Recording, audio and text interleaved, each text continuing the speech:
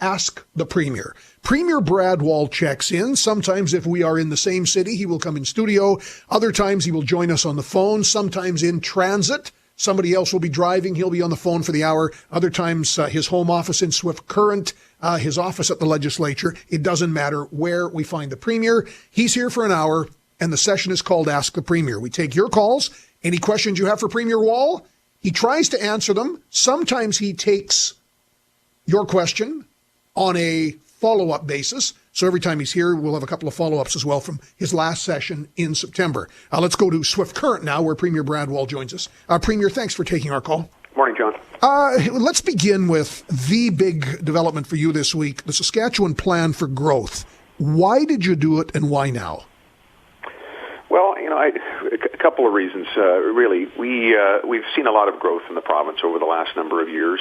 We had an intervening election, actually, just a year ago. That was, I think, the central question was, which party that was asking for votes in the election had the best plan to keep the growth moving forward, to keep Saskatchewan moving forward in a leadership position in the country, we already had major components of a growth plan. We campaigned on those. We had principles in place that were not, negotiable, not subject to change, and those are fiscal responsibility, competitive taxes, competitive regulatory structures in the province, infrastructure investment. But I just felt it was important for us, and we as a government felt it was important to set some goals, to restate the purpose of the agenda, which is that we would sustain growth, but that we also need to meet the challenges of growth. Maybe that's the change we've seen. I'm not sure anybody expected 80,000 people to move to the province, or a population growth of 80,000 in 5 years. Even those of us who believe the province could grow and grow in an aggressive way, I'm not sure we thought that. And so that has put on pressures in certain parts of the economy, especially with respect to infrastructure, with respect to a labor shortage. And what we want to do is make sure that we're dealing with those challenges. We don't want growth to get in the way of itself, that these challenges to growth actually slows it down, because we know the importance of economic progress and economic growth. We don't seek growth for the sake of GDP pie charts. We want it because it expands the tax base, and it gives this province a chance to reinvest in quality of life, to improve healthcare, to improve education, to pave more roads. More work needs to be done there, to keep taxes low. That's the purpose for it, and that keeps the Saskatchewan advantage going. It's sort of this virtuous circle. Okay, I was just going to say, I was going to interrupt you and say that sounded like the virtuous circle you spoke of, because you talked about virtuous circles versus vicious cycles. Right. The vicious cycle that Saskatchewan used to experience, and fairly regularly and over a long period of time, was that we wouldn't have the economic opportunities here. And so people would seek them elsewhere, and the economy would atrophy. It'd get smaller. Our tax base was narrowing, and yet the costs for healthcare weren't going down. And so this thing sort of feeds on itself. We're into a situation that's really quite the opposite right now. And by the way, the government's not taking credit for this. Hopefully we've done some right things to help it. Hopefully we've stayed out of its way, and that we're dealing with the challenges. But what we do have in the province today is something that, notwithstanding the challenges and some more traffic jams, is a very good thing in the long term, because when you are growing, you do have that expanded tax base, and you have greater capacity to deal with surgical wait times, because that takes money. To make sure people who have disabilities have group home residence space, that takes money. To invest in education and post-secondary, that takes money. So I think that's the principle behind the plan. There's 6 components to achieve the sustained growth, to deal with the challenges of growth, and we presented it earlier this week. Now, the one thing, and I'm really clear on this, and I said it in a commentary, I said it on the show, in fact, I said it in my book a couple of years ago, there is political risk, because historically, going all the way back to Tommy Douglas, we were not governed by people who ever set measurable benchmarks. Because part of the problem, the good part, of course, is you set a measurable benchmark, you can't manage what you can't measure. But when you do that as a government, isn't there a risk your critics say you better make it, and if you don't make it, you're a failure? That's absolutely the risk. And you're right about that. I don't want to get too partisan, but we would hear from previous health ministers in the previous government, for example, when we asked for targets for nurses, having enough nurses in the province, they didn't want to set the targets. They said because there was a likelihood they wouldn't achieve them. Well, no, I'm not. That's just not good enough. And so we have a number of targets in here. The overarching one is that we'd be 1.2 million people by 2020. But there are targets in terms of closing the gap on Aboriginal graduation rates. There's targets with respect to exports that are bold. Right now in healthcare and education, I think we all want our government to be informed by these risks and by these goals. I think the risk of not doing that is greater than the risk of not meeting them. If you set them, you will move towards them. You will be focused on this plan and on those targets, and that's preferable to worrying about the risk of not achieving each one to perfection. Premier Brad Wall is here. We start today on the Saskatchewan Plan for Growth, a document about 64, 65 pages. Very good read, actually, on what the Premier refers to as the virtuous circle instead of the vicious cycle. That was released earlier this week, 3 days ago, Tuesday, when he spoke to a Chamber of Commerce audience in Saskatoon. This is Ask the Premier. So we start today. Quick rundown on that. I have some other questions for the Premier, but you do too. We have a question on the growth plan where universities fit in to all of this. Then highways, provincial school board issues, campgrounds, and the assisted income program for the disabled in the province. Jeff has that question. He will be the first person to put a question to the Premier. And of course, you want to text the question 306-306, name and town, please. Or Twitter, Facebook, however you want to get in touch with us. I'm John Gormley. This is News Talk Radio. I'm John Gormley. This is our October edition of Ask the Premier. Premier Brad Wall standing by on the phone. I have a bunch of questions, as we always do with the Premier. We started today on the Saskatchewan Plan for Growth. In fact, we have a question coming up in a moment where universities fit into this. We're going to go to Todd. But first, caller Jeff, first one in today on the Saskatchewan income program for the disabled. Let's go to Jeff in Saskatoon. Sir, you're on with Premier Brad Wall. Yes, Premier. A good thing for the SID program in Saskatchewan. It's a really good thing, but the problem is we've got a problem with the SID program compared to the Alberta program. With the AISH program out there, per client out there, they get $1,588 per client. In Saskatchewan, per couple, it's $400 per couple. Right now, it's sitting at $200 per couple, and in due time down the road, it'll be $400 per couple. Why is that?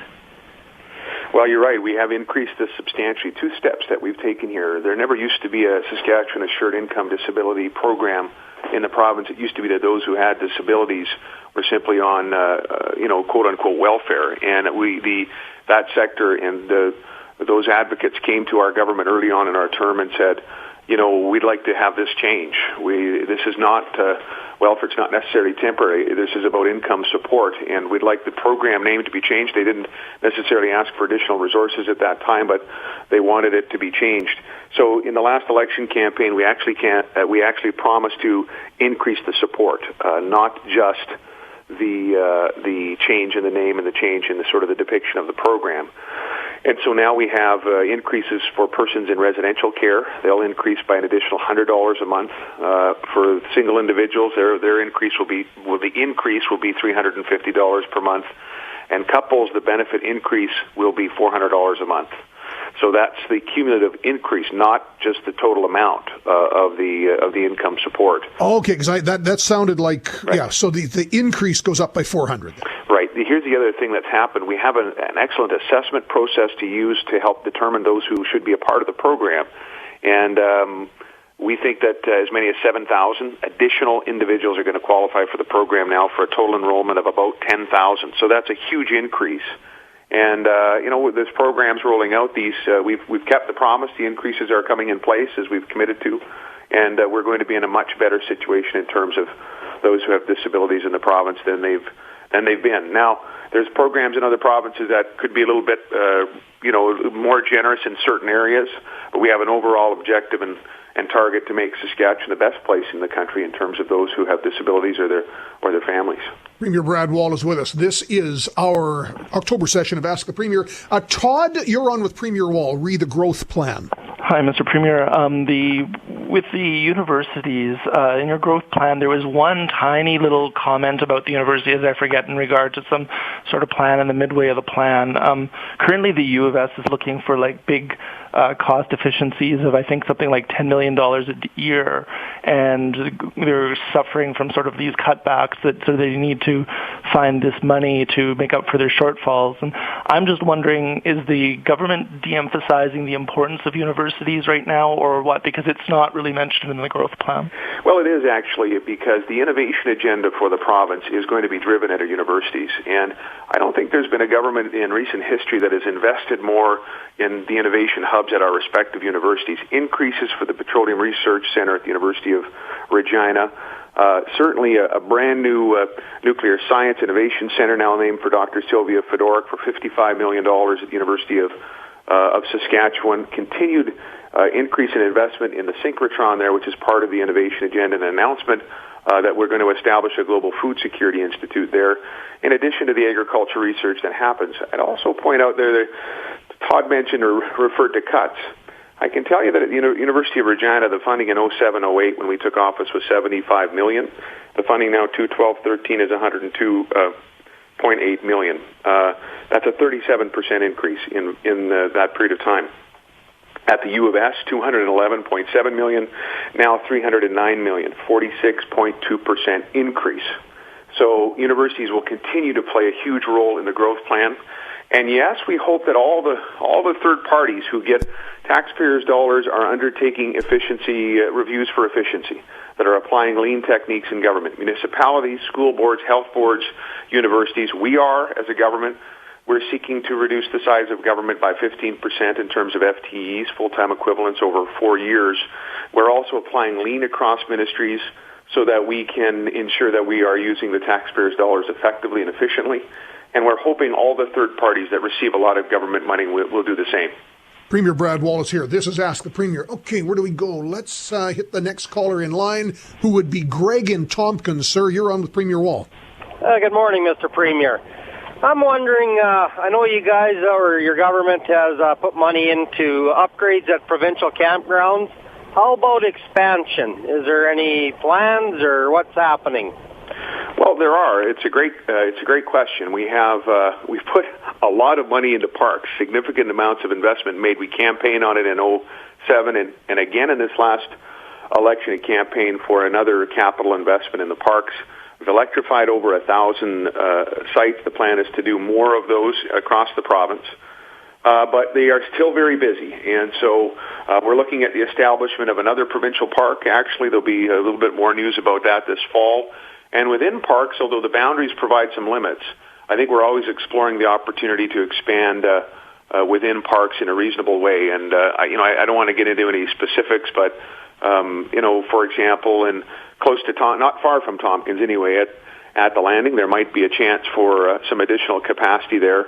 It's true, I think, of some other parks. But we're going to continue with this capital investment in our provincial parks because we know it's important to Saskatchewan people, and they're being used. I think we're going to release the usage numbers here shortly, John, and they're going to demonstrate very, very high usage in the parks, some of the highest numbers we've ever seen. I think part of it's because the September long weekend was in play, but also just because more and more people are using our great park system. Premier Brad Wallace, have you had any pushback on that whole September school not resuming before Labor Day? That was one of those issues you just kind of sprung up in the middle of the election campaign. I have not heard a person criticize it. A couple of tweets I saw, I think, but that's about it. And I know for our family, we were able to, there's a regular sort of extended family get-together we do in August that wasn't possible because one part of the family was busy with getting the house ready, and guess what? We were able to do it up at Candle Lake on the September long. That wasn't available in the past because, of course, we would have been the travel times, et cetera, would have prevented us from doing that. So, personally, I hope we experienced the benefit of it, and I hope Saskatchewan families did too. Premier Brad Wall, Dick in Adenac, sir, you have a question on northern Saskatchewan. Yeah, just we have this sort of free trade agreement between the western provinces to move labor and businesses amongst each other quite easily. But we have a highway that goes from the Losh to Fort McMurray, but the Alberta government won't complete theirs. Has the Premier been in discussion with the Alberta Premier to get that completed so some of the businesses, in PA, North Battleford, Saskatoon, can benefit from that? Well, not recently. You're right. I mean, there's a lot of businesses in those areas that are involved in the oil sands, for example. There's suppliers to it. And so I don't discount the fact they could take advantage of it. I've raised it with Premier Stelmach in the past, have not yet raised it with Premier Redford. I get an indication they're just not interested. That doesn't mean we wouldn't that we would stop talking about it. We will.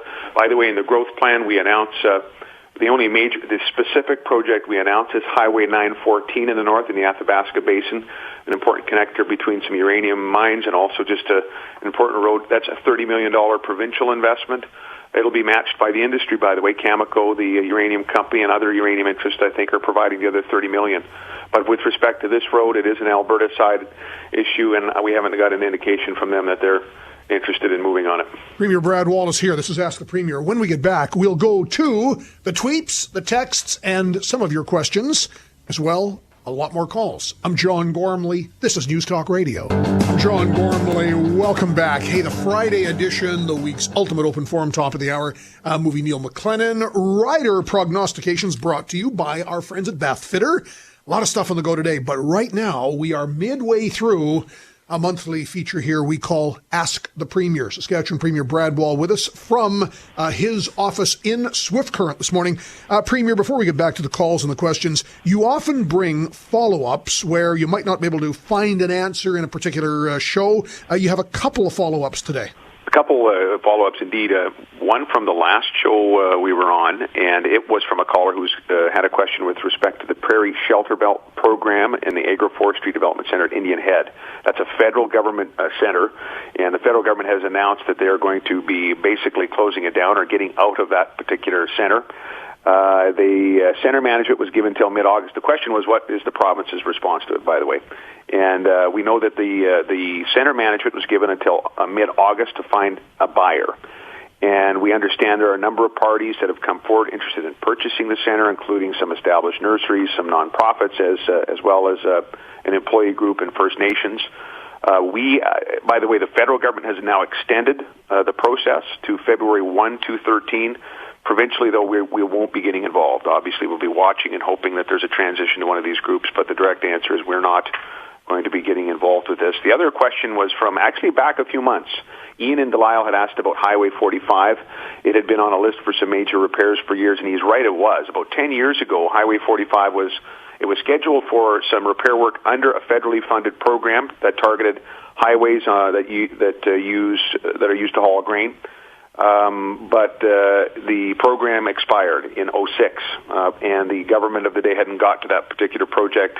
Right now, of course, we evaluate highways on a 5-year basis. We take a look at all of them, including 45 each year, but it is not currently at the top of the list, is the direct answer there. And so we're going to continue, obviously, to maintain it, but there's no...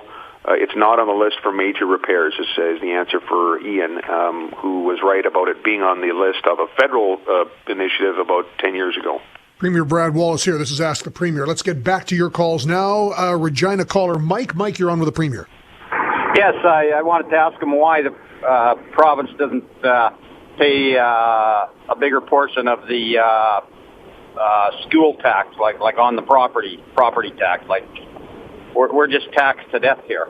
Okay, so your thing is you want the government to pay education and less from the local ratepayer. Right, and I mean, and then you ask the city or whoever, what do you get for it? Nothing. We don't have to give you anything, you know. Well, a couple things here. We actually campaigned in 2007 on reducing the share of the share of education funding that comes from property taxes. Across the province, we are about 60-40.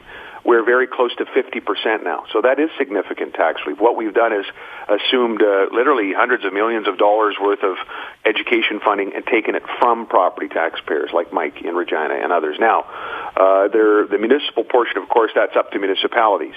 For our part, we've also increased revenue sharing to municipalities by 87%. Again, a significant increase for municipalities in terms of of an additional source of revenue. And so it's civic election time, and for those who are interested in the tax issue, now is the time to raise that, I guess. And But I want to be clear that we've actually moved to reduce education tax on properties, residences, and on farmland. There's still pressure. We understand that. And as we move forward, as the province has capacity, I think we need to make sure we're competitive, not just with respect to property taxes, but also in personal income taxes. These are not specifically in the growth plan because we made progress on both of those actually in the first term. But I know it's an ongoing issue. Premier Brad Wallace here. Okay, let's go to the text, 306-306. Young guy didn't give his first name but his last name, so I will just say his initial is S. Mr. Premier, the voting age is 18, but the drinking age in Saskatchewan is 19. Young people can decide who is running the province, but can't decide to have a beer. Any chance of lowering the drinking age? No, we don't have. It's not really on the books right now for us to look at changing the drinking age. Any thought given, I know on each side of us, we kind of have this patchwork. You've got 18 on each side. You've got BC, I think 19 as well. So we kind of go across the province or across the country, 18, 19, 18, 19. Do you get pressure even from other provinces? Not a lot. No, it's certainly not we don't hear anything from other provinces. And there's a few people was it a tweet? Text. A text, like the young person that's texted in. But there's not a lot of pressure from that either. One of the things politically, if you don't do anything, eventually the 18-year-old turns 19. That's right. Okay. That's right. Premier Brad Wallace here. You've been, after the last trip where you were the first premier in Saskatchewan ever to go to Indonesia, this was a pretty expansive Southeast Asian trip you did. But in China, there's been a lot of talk now about the Huawei arrangement signed with SaskTel. A U.S. House committee issues a warning that they have possible intelligence concerns. Other people defend the involvement of Huawei in Canadian telecom. Is SaskTel exposed if we have this agreement with a Chinese company? No, it's not. A couple of points. By the way, I'm not sure. I don't know the details, but I saw an article yesterday in the media that there might be a lack of actually direct evidence for this particular committee in the United States to come to that conclusion. They are in about 140 countries. In Canada, Bell uses them, has a partnership with them. I believe TELUS does as well. SaskTel's done some work with this particular company, and the reports are favorable even before we were signing this particular agreement. What this agreement is about, by the way, John, it's about us piloting a way to bring LTE, that's the next platform after 4G, LTE to rural Saskatchewan. We know rural coverage is a challenge, and it must be a priority. We've got to do a better job, especially in a growing economy where a lot of business is happening outside the major centers. So this is an important pilot project to see if we can, in an efficient way, in a cost-effective way, bring that LTE platform to rural areas. And Huawei is simply providing the antenna, basically the radio piece here, not anything to do with the network. And so where there are concerns at all, they're just simply, this does not access them to any information that we should be concerned about. Having said all of that, we haven't had any challenges with this particular company. I don't think TELUS or Bell have. This is not an internal government network. That's what I think the federal government has ruled them out of. This is about just the radio or the antenna components for a pilot, and we're very confident about it. By the way, there's about 25 people at SaskTel that look at the security issues around any technology that comes in. Most of the network technology that supports our network is from, a provider like Cisco, for example, but even though they're U.S.-based, they're still subject to that, a very rigorous review by good people at SaskTel. So we're confident about this and other partnerships that SaskTel has to have to make sure we have improved, and that's important to underscore, improving coverage for the province. Premier Brad Wallace here. This is Ask the Premier. Other lists, questions on the list today. The government's consultation on labor policy in general. Number of different statutes that you had a 90-day public consultation on from May to the end of July. What's happening in the next step there? Sure. There'll be a report out soon. We have received a lot of inquiries, a lot of presentations. As you know, we asked a number of questions months ago, and we've gotten responses now from a number, literally from over thousands of sources, and we can work to include some of that in legislation. There will be legislation this fall. And that won't be the end of it, because in our system, legislation's introduced in the fall, and then when the fall session's over, there's a time again for input and public consultation before they're passed. Any piece of legislation is either amended and passed, shelved, or passed, as it was. And these will all be the options going forward for labor changes. We're going to continue to work to make sure our labor legislative environment is fair to both sides, but competitive with other jurisdictions. That's also part of the growth plan. And, we'll look at the potential changes in the labor legislative environment upcoming through that lens. Premier Brad Wall on Ask the Premier. Stand by. More of your calls, your tweets, your texts next. I'm John Gormley, only on News Talk Radio. I'm John Gormley. Welcome back. This is Ask the Premier. Okay, very interesting tweet here from Murray. I wish he'd change the drinking and voting age to 21. That way half my crew would be here today. Hashtag payday was yesterday. Okay. Premier Wall, on the issue of liquor. I have pushed you over the last number of years, I know a number of our listeners have, on SLGA and having greater private sector involvement in the retailing, particularly of alcohol in this province. What are you doing there? Well, you have, and others have too. And we answered questions you asked actually in the last election campaign, and said that, look, we're going to keep the promise we made some years ago with respect to something called the Crown Protection legislation that the NDP passed, and we supported. That basically lays out the rules around any sort of privatization. And basically what it does is protect things from privatization, including the liquor board stores. So we are not going to be privatizing liquor board stores, as we said we wouldn't in the campaign, and we work hard to keep the promises that we've made and do the things we said we would do and not do the things we said we wouldn't do. However, there's a lot of growth in the province, and we see in Saskatoon and Regina there's going to likely be, as SLGA officials do some analysis, there's likely a reasonable case to be made for having additional stores. So we will not be privatizing existing stores, but we're looking very closely at whether or not we need to have more government-owned stores, in other words, new ones in these growing areas, rather than just private stores. We have private stores all over the province. They're called special vendors. We have specialty stores. We've tried in the major centers. We have off-sale. We have quite a private mix of sales now that works fine. And so we're looking very carefully and wondering if we really need to build any bricks and mortar, so to speak, government stores. And I don't think we do. I'm not sure we do. So we're looking at options to have future capacity, future stores be private. And obviously, if that were to happen, with a very transparent process as to who would have the chance to do that in terms of a request for proposal process or something that's very transparent. Okay, so basically, government liquor stores that continue to exist, going forward, we would have private liquor stores. Correct. You should be yelling that from the rooftops. Why hasn't that? It actually a couple of, I think it was last week actually at a media event, and didn't get a lot of discussion going. Maybe it's really a non-story for a lot of Saskatchewan people who might just think that this is the way it should go anyway. I don't know. I would venture to guess 80% of Saskatchewan people would agree with you. At least 80%. But so in future, there will not be any new government liquor stores being built. Well, that's certainly what we're looking very carefully at. Okay, but you haven't. It's hard we haven't made a final decision, but John, it's hard given the amount of infrastructure, given the amount of roads we need to build, given the number of schools that need building and healthcare infrastructure. It's hard to imagine laying out capital dollars to build a liquor store when exactly. It's not. We know it's not the only way to sell liquor in the province today.